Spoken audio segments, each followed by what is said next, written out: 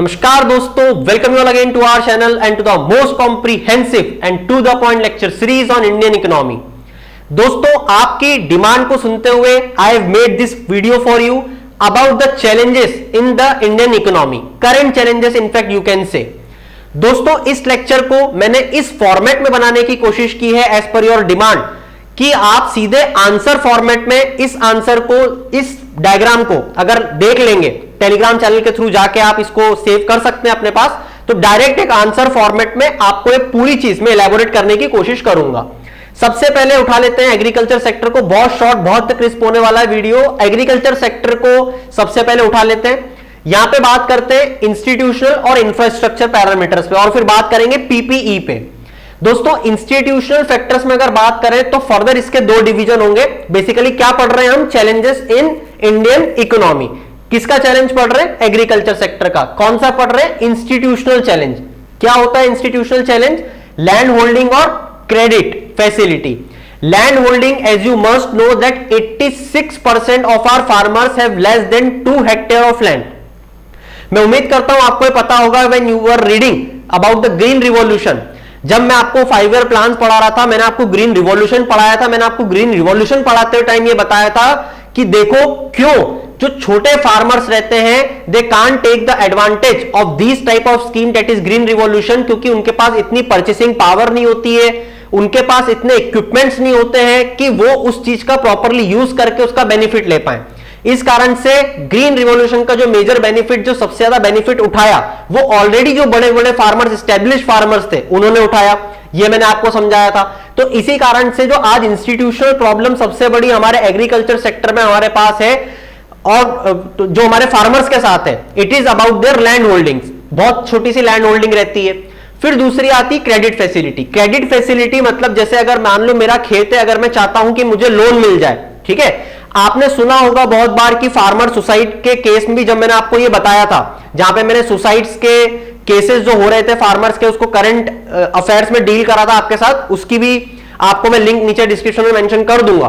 तो जब मैं एग्रीकल्चर सेक्टर की आपको पर्टिकुलर प्रॉब्लम समझा रहा था और फार्मर सुसाइड्स के बारे में आपके साथ बात कर रहा था, वहां पे भी दोस्तों मैंने आपको ये चीज बताई थी कि जो क्रेडिट फैसिलिटी रहती है वो बहुत तरीके से हैम्पर करती है और फार्मर्स को क्रेडिट फैसिलिटी, लोन नहीं मिल पाता, ठीक है। उसमें जो सबसे मेजर कुछ कारण रहते हैं वो रहते हैं उनके इम्प्रॉपर डॉक्यूमेंट्स, उनके पास डॉक्यूमेंट्स नहीं होते। और सेकेंडरी, जब हम नेशनलाइजेशन ऑफ बैंक्स पढ़ रहे थे तो मैंने आपको बताया था कि प्रॉपर पेनिट्रेशन जो है वो हमारी बैंकिंग सिस्टम का आज भी जो विलेजेस में होना चाहिए, जिस लेवल पे होना चाहिए, वो नहीं है। इसी के साथ साथ उनके पास कुछ कोलैटरल भी नहीं होता है रखने के लिए। मैं उम्मीद करता हूं आपको कोलैटरल पता होगा। जैसे इस पेन को अगर मैं किसी बैंक के पास रख दूं तो मुझे हार्डली शायद 50 पैसे दे देगी वो, ठीक है, क्योंकि इस पेन की वर्थ वो वापस बेच के उतने गैप कर सकती है उतना पैसा, तो इसको कोलैटरल बोलते हैं, ठीक है। जो थोड़े से अभी वेल इक्विप्ड नहीं है इकोनॉमी के साथ, इस कारण से मैं थोड़ी डिटेलिंग भी बता रहा हूं। फिर बात करते हैं infrastructure. Infrastructure is one of the prominent deficiency in our agriculture sector which is prohibiting this particular sector to grow. कैसे? सबसे पहला इरिगेशन। हमारा इरिगेशन सिस्टम जो है दोस्तों, मैं उम्मीद करता हूं आपने इरिगेशन सिस्टम का, जब मैं आपको सारे कैनाल्स, वेल्स, टैंक्स, ट्यूबवेल्स ये समझा रहा था, ये वीडियो आपने जरूर देखा होगा। मैंने इसमें सारी प्रोमिनेंट चीजें, सारी मेथोडोलॉजीज इस वीडियो में ट्रीट करी थी। तो ये वीडियो अगर आपने नहीं देखा तो इस वीडियो को जाके जरूर विजिट करिएगा। तो दोस्तों, मैं जैसा बता रहा था कि इंफ्रास्ट्रक्चर जो है, अगेन एग्रीकल्चर सेक्टर में ये बहुत बड़ा एक स्पीड ब्रेकर है एग्रीकल्चर सेक्टर के लिए। सप्लाई चेन मैनेजमेंट जो है वो हमारे यहां पे ज्यादा एफिशिएंट नहीं है। हमारे यहां पे मार्केट सबसे बड़ी चीज है, क्योंकि दोस्त, किसान जो है वो अपना प्रोडक्ट बना सकता है, वो अपना प्रोडक्ट बेच नहीं सकता, for which the farmer requires market. Market लाने के लिए हमने बनाई थी एग्रीकल्चर प्रोड्यूस मार्केट कमिटी। बहुत ही इंपॉर्टेंट टॉपिक है।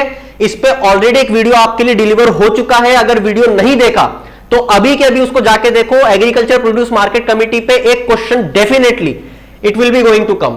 इसी के साथ में एग्रीकल्चर प्रोड्यूस मार्केट कमिटी का वीडियो समझाते समझाते मैंने आपको स्टोरेज के बारे में भी बात बताई थी। स्टोरेज के साथ मैंने आपको फूड प्रोसेसिंग इंडस्ट्रीज की भी बात बताई थी। We don't have proper food processing industries for which our government is trying to make food mega parks, right. तो इस कारण से हम वो बनाने की कोशिश कर रहे हैं और स्टोरेज फैसिलिटीज सेटअप करने की कोशिश कर रहे हैं, बोथ नॉर्मल और कोल्ड स्टोरेज। नॉर्मल स्टोरेज में आ जाएंगे आपके वेयर हाउसेज। देखो दोस्त, फार्मर है, फार्मर ने अपनी क्रॉप उगा ली। अब जरूरी तो नहीं है ना कि जिस टाइम पे उगाई उसी टाइम पे उसको सबसे ऑप्टिमल प्राइस, सबसे ज्यादा पैसा मिल रहा हो, नहीं है जरूरी। हो सकता है 1 महीने बाद, अगर आज उसकी क्रॉप की वैल्यू 100 रुपए है तो कुछ टाइम 1 महीने बाद उसकी जो क्रॉप की वैल्यू 200 रुपए हो जाए, 100 रुपए बढ़ जाए सीधे। मगर इसके लिए क्या चाहिए कि वो अपनी क्रॉप को जो टन्स में हो सकती है उसको स्टोर करने के लिए कोई उसके पास वेयर हाउस की फैसिलिटी हो, जहां पे वो 1 महीने का किराया दे, अपना फूड ग्रेन स्टोर कर ले और किसी ट्रेडर को देख के 1 महीने बाद अपना क्रॉप निकाल के बेच दे। आसान सी प्रोसेस है। मगर क्या जरूरत है? जरूरत है आज उसको एक स्टोरेज की, नॉर्मल स्टोरेज जिसको बोलते हैं। अब मान लो पेरिशेबल आइटम है, सब्जियां है, उसको उसके लिए चाहिएगा कोल्ड स्टोरेज, जिसमें वो अपना सामान रख दे, अपने वेजिटेबल्स रख दे और कुछ टाइम बाद बेच दे। तो इस तरीके से जो स्टोरेज फैसिलिटी है वो हमारे यहां प्रॉपर नहीं है। फिर एक सीड की प्रॉब्लम हमारे यहां रहती है। हाई यील्डिंग वैरायटी सीड्स जो होते हैं वो फार्मर्स के पास नहीं होते हैं और इसी के साथ सीड अवेलेबिलिटी भी नहीं होती है प्रॉपर, इस तरीके से। तो ये मैं उम्मीद करता हूं एग्रीकल्चर सेक्टर में इंस्टीट्यूशनल और इंफ्रास्ट्रक्चर की जो प्रॉब्लम है ये आप समझ चुके हो। और एग्रीकल्चर में क्यों सबसे पहला पॉइंट लिया जाता है इकोनॉमी में, सबसे पहले ये भी समझो, because we are the agriculturist economy. Maximum population, more than 55% of the population is engage in the agriculture sector, ये भी हमको पता होना चाहिए। इसके बाद बात करते हैं पीपीई पे। PP basically defines the productivity, the production and the efficiency. देखो, प्रोडक्टिविटी किसी एक जमीन पे कितना टन आप अनाज उगा पा रहे हो, ये होती है प्रोडक्टिविटी। जैसे 1 एकड़ में कोई 1 टन उगा रहा है, उसी 1 एकड़ में कोई 2 टन उगा रहा है, तो प्रोडक्टिविटी किसकी ज्यादा हुई? 2 टन वाले की। एक होता है प्रोडक्शन, ये प्रोडक्शन दूसरी प्रॉब्लम है। और तीसरी होती है इफिशिएंसी। देखो दोस्त, प्रॉब्लम क्या है एक एक करके समझाता हूं। प्रोडक्टिविटी तो आप समझ गए, क्योंकि हमारी जो लैंड का फर्टिलाइजेशन है वो भी अब बहुत ज्यादा अच्छा रहा नहीं है, क्योंकि हम लोग लैंड पे ध्यान देते नहीं है। लैंड की पूरी जो प्रोसेस होती है हम उसको हम उसको पूरा इंप्लीमेंट करते नहीं है, ठीक है। उसी के साथ में हम इतने ज्यादा फर्टिलाइजर्स यूज कर लेते हैं जिस कारण से हमारी लैंड जो है वो अनप्रोडक्टिव हो जाती है। तो ये बहुत सारे फैक्टर्स आपको देखने को मिलेंगे। बात करते हैं प्रोडक्शन की। प्रोडक्शन में प्रॉब्लम क्या है दोस्तों, जो आज की तारीख में हमारे एग्रीकल्चर सेक्टर में सबसे बड़ी एक और प्रॉब्लम है जिस कारण से फार्मर सफर कर रहे हैं, वो है लैक ऑफ डाइवर्सिटी की। दोस्तों होता क्या है, जैसे मान लो मैं अगर इस सीजन की बात करूं तो व्हीट और राइस बंपर है, ठीक है। अब क्या होता है, व्हीट और राइस इतनी ज्यादा क्वांटिटी में हो गए कि उसकी जरूरत ही नहीं है। आपने बहुत बार देखा होगा, ऐसे बहुत से फार्मर्स होते हैं जो ट्रैक्टर के ट्रैक्टर भरे हुए अनियन से रोड साइड फेंक देते हैं, टोमेटोस टमाटर फेंक देते हैं। ऐसा क्यों? Because their production cost that, मतलब the production cost that cost them 8 rupee and the market value that is going on at that time is 2 rupee per KG. तो क्या वो फार्मर अपने 6 रुपए केजी के नुकसान से बेचेगा? उससे बढ़िया वो सोचता है कि मैं मार्केट तक भी क्यों जाऊं, यहीं पे इसको फेंक देता हूं। ये क्यों हो रहा है? Lack of diversity. आज ऐसा होता है कि टमाटर की कीमत आज 2 रुपए किलो हो जाती है और उसी सीजन में प्याज की कीमत 50 रुपए किलो हो जाती है। मगर बदकिस्मती देखो कि फार्मर सारे उस सीजन में टमाटर ही उगा लेते हैं। यह होती है लैक ऑफ डाइवर्सिटी। अगर कुछ लोग, कुछ किसान टमाटर उगा लेते, कुछ किसान प्याज उगा लेते तो दोनों को प्रॉफिट हो जाता, मगर ऐसा नहीं हुआ। क्यों? Lack of diversity. डाइवर्सिटी नहीं थी। अब ये क्यों नहीं थी, सवाल ये आ रहा होगा। सवाल का जवाब ये है ओपन मार्केट ऑपरेशंस और मिनिमम सपोर्ट प्राइस। दोस्तों होता क्या है, हमारी सरकार नोटिफाई कर देती है हर सीजन के पहले कुछ क्रॉप्स को, जिसमें कि वो बोल देते हैं कि हम इतने प्राइस में, जिसको मिनिमम सपोर्ट प्राइस बोला जाता है, कि हम कम से कम इतना प्राइस हर फार्मर को देंगे जो भी फार्मर हमारे पास ये क्रॉप लेके आएगा, जिसमें व्हीट रहता है, राइस रहता है, पल्सेस और भी बहुत सारे 23-25 क्रॉप्स रहते हैं, ठीक है। तो इस तरीके से क्या होता है कि सारे फार्मर की होल्ड लग जाती है, सब वही उगा रहे हैं। अब अगर सब वही उगाएंगे तो मुझे बताओ कि मार्केट में उसकी जो प्राइस है क्या वो उनको कभी ज्यादा मिलेगी? नहीं। तो ये एक सबसे बड़ी प्रॉब्लम रहती है। ये बात कर रहे थे एग्रीकल्चर सेक्टर पे, ठीक है दोस्त। चलो अब एग्रीकल्चर सेक्टर से आते हैं हम इससे नीचे एग्रीकल्चर पार्ट में, एनिमल हस्बेंड्री और फिशरीज में। एनिमल हस्बेंड्री में हमारे पास सबसे बड़ी प्रॉब्लम है कि we have the highest cattle population. अब आपको लग रहा होगा कि ये प्रॉब्लम कैसे है, जितनी ज्यादा कैटल उतना ज्यादा फायदा? नहीं, क्योंकि we have certain diseases in our cattle, also we don't have the indigenization in our cattle population. तो इस कारण से ही हमारे लिए हैम्पर कर जाती है। दूसरा फिशरीज पे चलते हैं। We have the second largest, we are the second largest producer in fisheries. अब प्रॉब्लम क्या है इस सेक्टर में? We are unorganized also, we promote inland fisheries. अब दोस्तों हमारे यहां पे ऑफशोर फिशरीज के जो अपॉर्चुनिटीज है वो ज्यादा है, but what we are focusing upon is the inland fisheries. आप ये आंसर पॉइंट आउट कर सकते हो, बहुत इंपॉर्टेंट चीज है। फिर आपको लेके चलता हूं सेकेंडरी सेक्टर मैन्युफैक्चरिंग। अब दोस्तों यहां पे प्रॉब्लम क्या है आपको पता होना चाहिए कि our country has directly move from the primary sector towards the tertiary sector. हम सीधे एग्रीकल्चर से मूव ऑन हो गए थे सर्विस सेक्टर पे। ये हमारे लिए क्या हुआ कि मैन्युफैक्चरिंग सेक्टर जो है इसके कारण वो हमारा डेवलप नहीं हो पाया। और मैन्युफैक्चरिंग सेक्टर क्यों इंपॉर्टेंट होता है किसी भी कंट्री के लिए? क्योंकि ये सेक्टर होता है लेबर इंटेंसिव। आज हमारे पास हर किसी बच्चे के पास नौकरी होती, जो भी हमारा न्यू एंट्रेंस ज्वाइन हो रहा है वर्कफोर्स में वो जॉब ही ढूंढता रहता है। ये उसकी प्रॉब्लम है, क्योंकि सर्विस सेक्टर में इतने लोगों को एम्प्लॉय नहीं कर सकते आप, वो लेबर इंटेंसिव नहीं है, स्किल इंटेंसिव जॉब है। ठीक है दोस्त, इसी के बाद में मैन्युफैक्चरिंग में आपको देखने को मिलेगा जो हमारे यहाँ पे टेक्नोलॉजी होना चाहिए कंपनीज के पास प्रॉपर वो नहीं मिलती है। साथ में नॉन परफॉर्मिंग असेट भी एक बहुत बड़ा प्रॉब्लम है, जो कि आपको लिखना है मैन्युफैक्चरिंग लिखते हुए, credit facility toward the big corporations. दोस्तों 4 बैलेंस शीट प्रॉब्लम मैं उम्मीद करता हूं आपको पता होगा, हालांकि मैं इसको बैंकिंग में भी पढ़ाऊंगा आपको। 4 बैलेंस शीट, यहां पे क्या होता है कि हमारे कॉर्पोरेट सेक्टर को प्रॉपर लोन ही नहीं मिल रहा है। अब आपका सवाल होगा क्यों नहीं मिल रहा? यही एक प्रॉब्लम है जिसको 4 बैलेंस शीट प्रॉब्लम बोला गया बाय अरविंद सुब्रमण्यम। हुआ क्या कि इस 4 बैलेंस शीट प्रॉब्लम में कौन कौन सी प्रॉब्लम्स है जिसको एड्रेस किया गया। इनफैक्ट क्योंकि हम मैन्युफैक्चरिंग और कंपनीज की बात कर रहे हैं तो मुझे यहां पे लिखना चाहिए था 4 बैलेंस शीट की जगह 2 बैलेंस शीट प्रॉब्लम। ठीक है, तो यहां पे मैं 2 बैलेंस शीट ही लिखता हूं, 4 बैलेंस शीट आपको मैं बैंकिंग में समझाऊंगा। 2 बैलेंस शीट प्रॉब्लम ये होती है कि बैंक्स ने क्या हुआ, लोन दिया बिग कॉर्पोरेट्स को।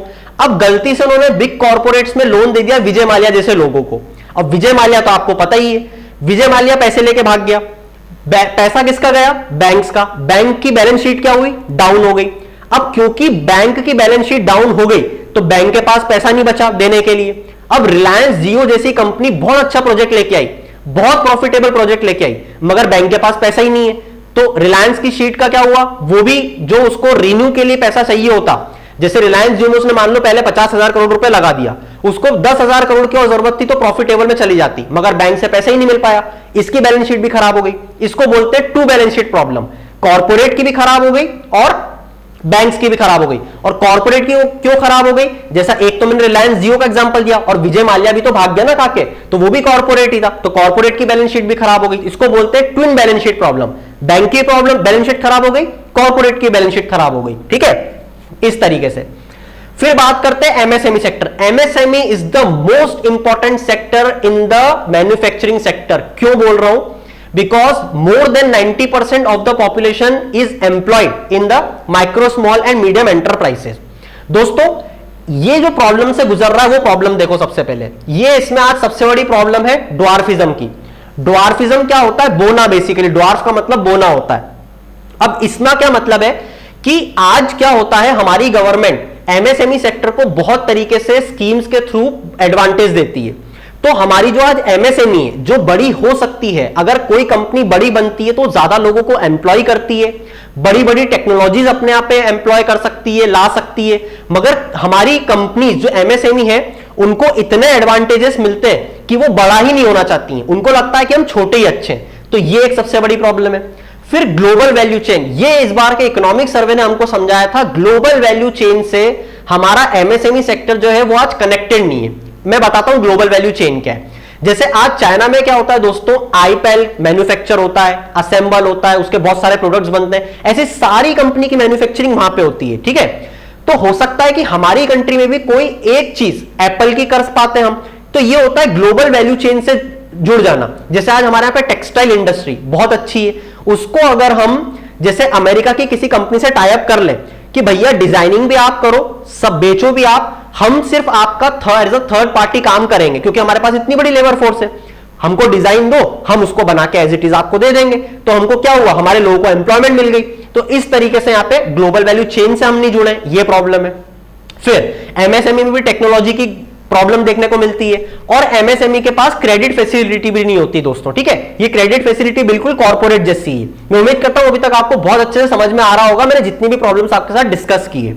चलिए आगे चलते हैं। हमारी डिस्ट्रीब्यूटिंग कंपनी जो डिस्कॉम से हमारी, उसमें अलग प्रॉब्लम है, टेलीकॉम में अलग प्रॉब्लम है। पहले डिस्कॉम की प्रॉब्लम देखते हैं। डिस्कॉम में कुछ प्रॉब्लम है जैसे डेट की, इन पे कर्ज बहुत है, इनफैक्ट मैं आपको बताऊं, जब ये एनपीए की प्रॉब्लम शुरू हुई थी, खैर बताने के लिए बहुत कुछ है दोस्तों, मैं इसको शॉर्ट एंड क्रिस्प रखने की कोशिश कर रहा हूं। डिस्कॉम में दोस्तों प्रॉब्लम बहुत है, अब जो डेट है इनके ऊपर वो बहुत ज्यादा है, इसी के बाद में इनका जो रिकवरी रेट है ये भी बहुत कम है।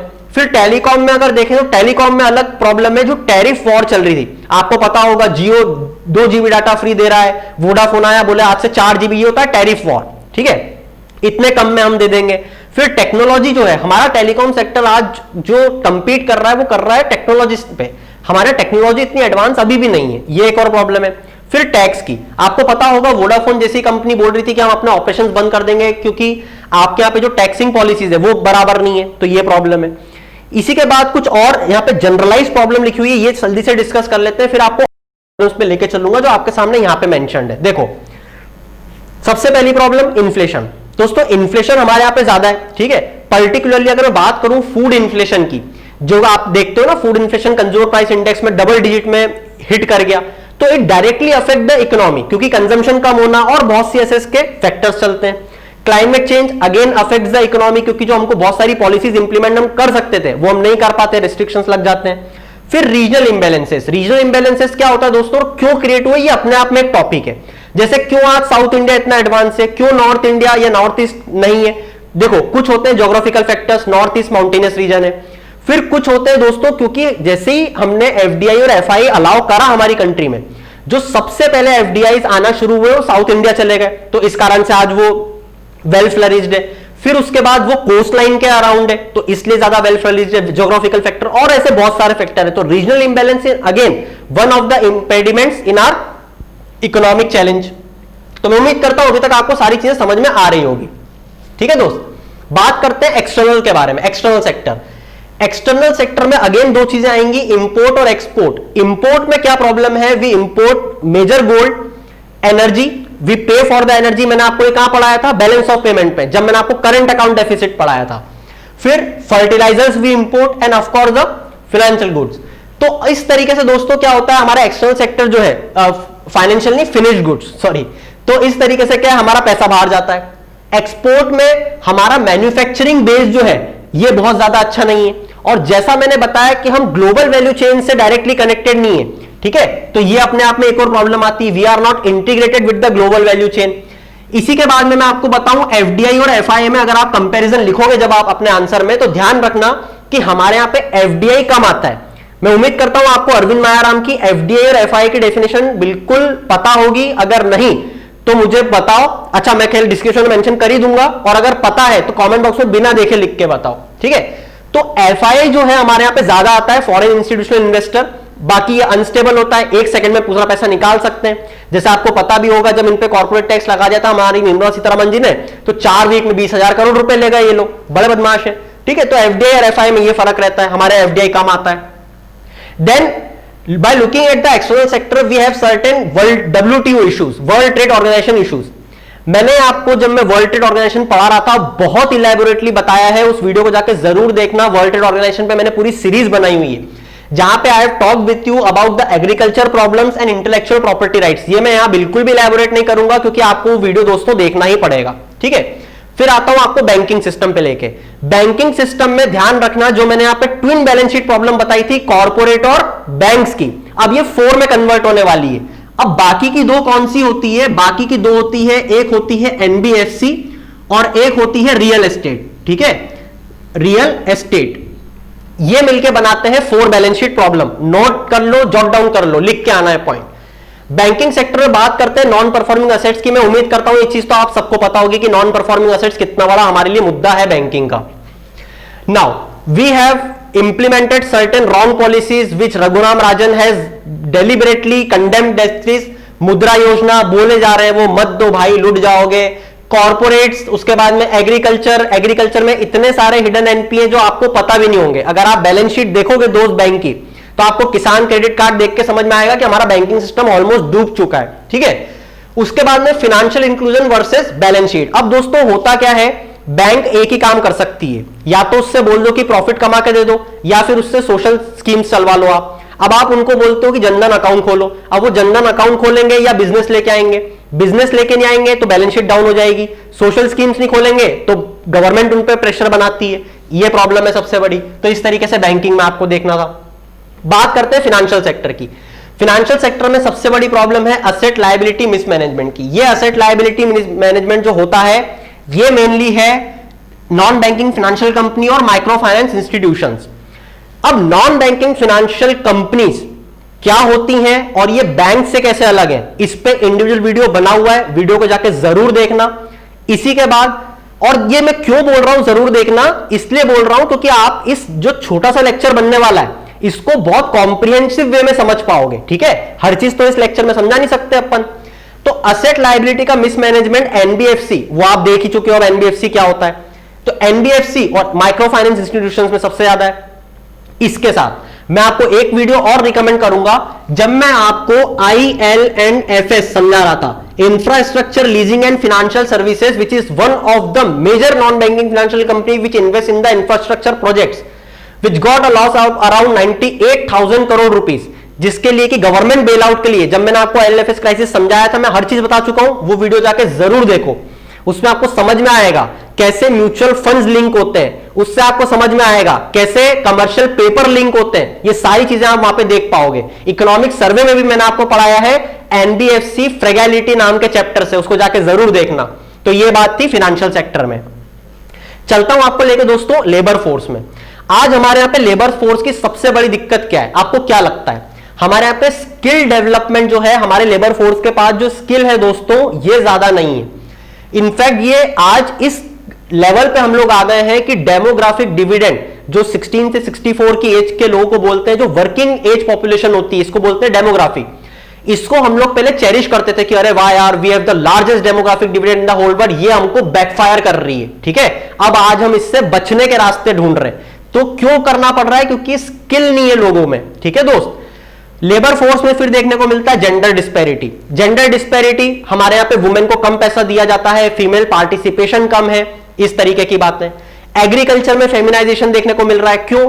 क्योंकि आज जो मेन पॉपुलेशन है वो मूव कर रही है अर्बन एरिया टुवर्ड्स स्लम्स, वहां पे रह के अर्बन एरिया में जॉब ढूंढ रही है, एग्रीकल्चर छोड़ देते हैं वुमेन के लिए, तो फेमिनाइजेशन ऑफ एग्रीकल्चर बोला जाता है इसको।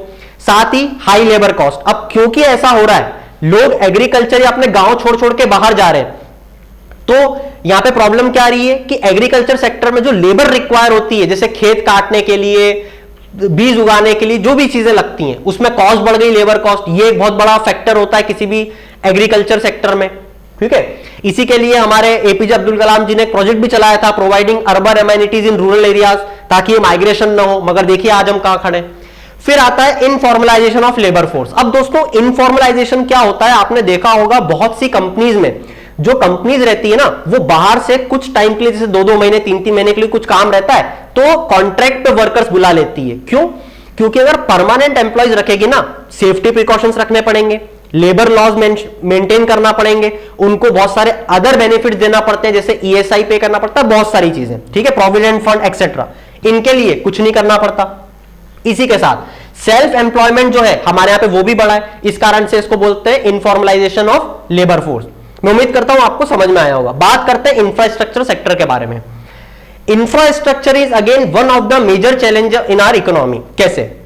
बात करते हैं रेलवेज में। रेलवेज में एक शब्द सुनो, क्रॉस सब्सिडाइजेशन, बहुत अल्टीमेट शब्द है क्रॉस सब्सिडाइजेशन। क्या होता है? दो चीजें होती, फ्राइट और पैसेंजर। फ्राइट मतलब सामान भेजना, पैसेंजर मतलब लोगों को भेजना। हमारे यहां होता क्या है दोस्तों कि फ्राइट के जो चार्जेस रहते हैं वो रहते हैं बहुत ज्यादा, पैसेंजर के रहते हैं बहुत कम। तो फ्राइट के जरिए हमारी जो रेलवे है वो पैसा कमाती है और पैसेंजर में लगाती है, पैसेंजर रेलवे ट्रेन में। तो इस कारण से जो हमारा ट्रैफिक है वो शिफ्ट हो जाता है towards road, that is national highway. और नेशनल हाईवे में हम करते हैं बहुत कम खर्चा, वो यहां पे देख लो। नेशनल हाईवे पे हम करते हैं कम खर्चा, क्यों? क्योंकि अगेन पॉलिटिकल विल है।